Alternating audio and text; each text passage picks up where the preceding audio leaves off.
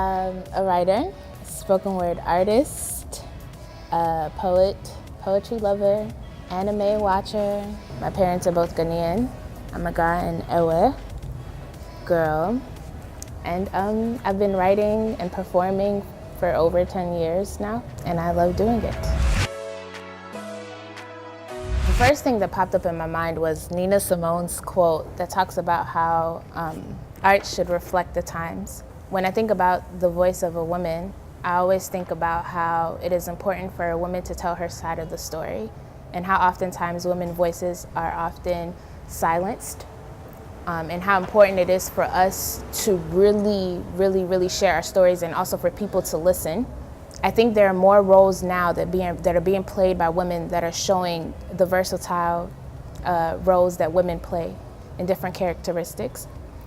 So those things I appreciate, and I think there are more stories that are even being told by more women that are reflecting the women experience.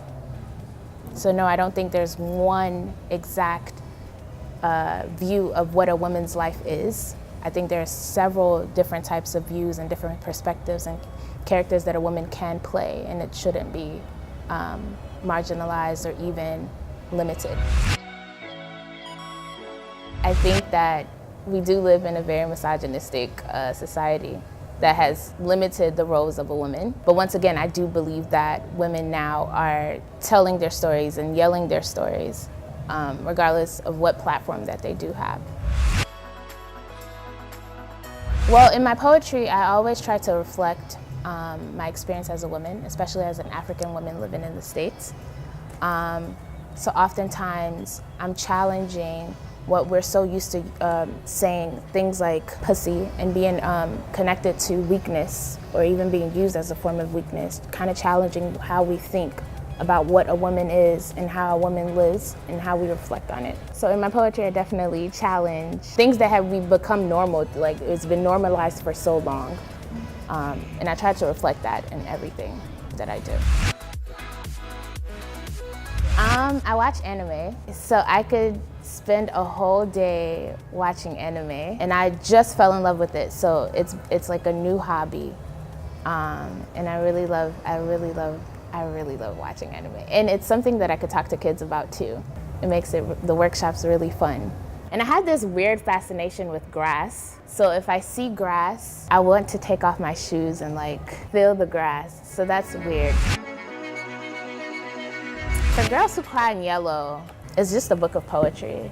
When you think about yellow, I think a lot of people kind of think about happiness and joy and peace, and mainly positive things. There are some people who connect yellow with another emotion or different types of emotions, but majority of them are more positive.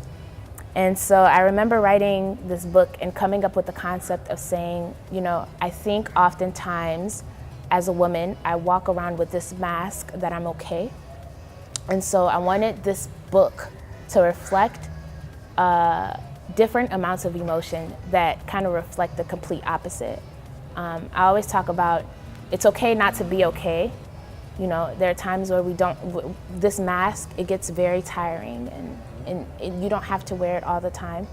So I try to definitely bring the awareness, especially to women, that it's okay not to be okay. There are most times where you want to be sad, you want to be angry, and that's okay. And you should allow yourself to do that. Allow yourself to feel those emotions, and then connect with yourself and give yourself that space to understand why and to get to happiness. And I think that's important. So this book kind of reflects just an amount of emotions and different experiences that I've had that has brought me to this very moment and still experiencing. So things, my experience as an African woman, as a woman, my experience with love, and my experience with myself. Sure, I want to yell without yelling about self-love. I think self-love is important. I think self-love is one of those things now where we've kind of just tired it out. We've said it so many times that it doesn't even mean anything to people, but I do want to talk about how important self-love is, how important self-care is. And self-care doesn't always have to look like yoga and tea, but sometimes it may be sitting with yourself and understanding why you're angry or understanding why you're happy, and just kind of finding the pleasure for yourself. I think it's very important. So I definitely want to yell out, self-love is important, self-care is important. Love yourself, learn how to love yourself. And I think that's the beauty of being a human. So I definitely want to talk about that. And I'm looking forward to, seeing this interview and just connecting with everyone.